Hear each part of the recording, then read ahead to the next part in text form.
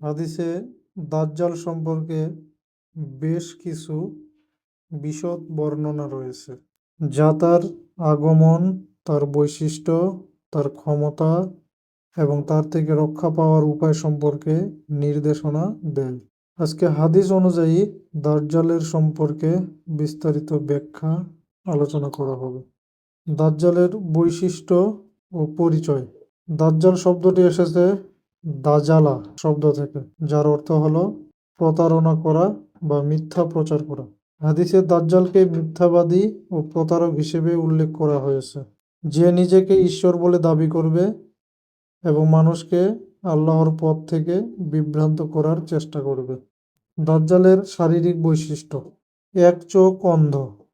হাদিস অনুযায়ী দাজ্জালের একটি চোখ বিকৃত এবং অন্ধ থাকবে, সুতরাং সে কানা হবে এবং তার চোখে অস্বাভাবিকত্ব থাকবে। কপালে লেখা থাকবে কাফের। সহিহ মুসলিম ও সহিহ বুখারী হাদিসে এসেছে দাজ্জালের কপালে কাফের শব্দটি লেখা থাকবে, যা মুমিনরা স্পষ্টভাবে পড়তে পারবে। বড় ও শক্তিশালী দেহ। তার দেহ হবে বড় ও শক্তিশালী এবং তার পায়ের ভঙ্গি স্বাভাবিক হবে না, যার ফলে তার চলাফেরার মধ্যে কিছুটা অস্বাভাবিকতা থাকবে। 2 নম্বরে আসি দাজ্জালের ক্ষমতা ও প্রভাব। দাজ্জালের ফিতনা অর্থাৎ পরীক্ষা হবে পৃথিবীর সবচেয়ে বড় পরীক্ষা, যা থেকে আল্লাহ তাআলা নিজেই ঈমানদারদের রক্ষা করবেন। হাদিসে উল্লেখ আছে দাজ্জালের কিছু প্রতারণামূলক ক্ষমতা থাকবে, যা দিয়ে সে মানুষকে বিভ্রান্ত করবে, যেমন বৃষ্টি ও শস্য নিয়ন্ত্রণ। দাজ্জাল মানুষের সামনে এমন একটি প্রতারণা করবে যে সে মেঘকে নির্দেশ দিয়ে বৃষ্টি ঝরাতে পারবে এবং শস্য ফলাতে পারবে। জীবন ও মৃত্যু নিয়ে খেলা। দাজ্জাল কিছু প্রতারণামূলক ক্ষমতা প্রদর্শন করবে, যেমন মৃত ব্যক্তিকে জীবিত করে দেখানো। এই ক্ষমতা ব্যবহার করে সে নিজেকে ঈশ্বর বলে দাবি করবে এবং মানুষকে তার অনুসারী হতে বলবে। জাহান্নাম ও জান্নাতের বিভ্রম।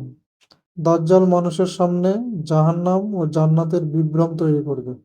সহিহ হাদিসে বলা হয়েছে তার সাথে একটি জাহান্নাম থাকবে, কিন্তু সেটাই আসলে জান্নাত হবে এবং তার জান্নাত আসলে জাহান্নামের মতো হবে। এই পরীক্ষা মানুষের ঈমানের শক্তি যাচাই করার জন্য হবে। দাজ্জালের অবস্থান ও আবির্ভাব। হাদিসে বলা হয়েছে দাজ্জাল পূর্ব দিক থেকে আসবে, কিন্তু হাদিসে বিশেষত পূর্ব সিরিয়া বা খোরাসানের, যা বর্তমান ইরান আফগানিস্তান অঞ্চল, দিক থেকে তার আগমনের কথা উল্লেখ করা হয়েছে। দাজ্জাল 40 দিন পৃথিবীতে থাকবে এবং এই 40 দিনের মধ্যে তার প্রথম দিন 1 বছরের সমান হবে, দ্বিতীয় দিন 1 মাসের সমান হবে, তৃতীয় দিন 1 সপ্তাহের সমান এবং বাকি দিনগুলো স্বাভাবিক হবে। দাজ্জালের বিরুদ্ধে ইমাম মাহদী ও ঈসা আলাইসাল্লামের ভূমিকা কি?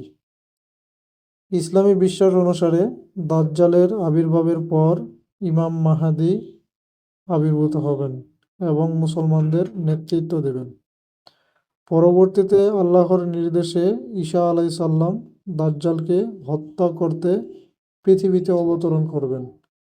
তিনি দাজ্জালের অবস্থান নির্ণয় করে তাকে হত্যা করবেন এবং পৃথিবীতে শান্তি ও ন্যায় প্রতিষ্ঠা করবেন। দাজ্জালের পরীক্ষা থেকে বাঁচার উপায়। দাজ্জালের ফিতনা থেকে রক্ষা পাওয়ার জন্য ইসলামে কিছু গুরুত্বপূর্ণ নির্দেশনা দেওয়া হয়েছে। সূরা কাহফ তেলাওয়াত।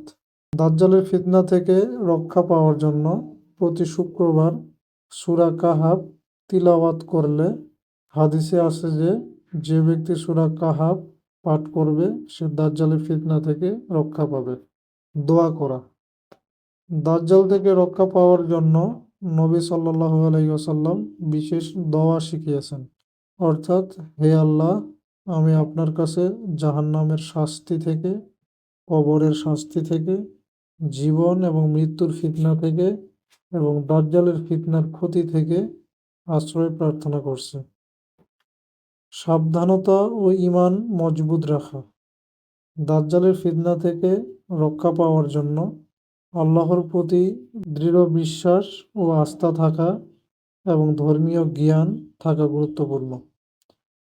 হাদিসে দাজ্জালকে বড় ধরনের এক পরীক্ষা স্বরূপ উল্লেখ করা হয়েছে, যা কিয়ামতের আগে মানুষের ঈমানের দৃঢ়তা পরীক্ষা করবে।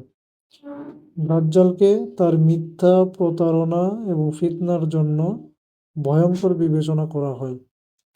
ইসলামে দাজ্জাল সম্পর্কে এই বিশদ সতর্কতা মূলত মানুষকে তার হাত থেকে সতর্ক থাকা, আল্লাহর উপর আস্থা রাখা এবং সত্যের পথে অবিচল থাকার জন্য দেয়া হয়েছে।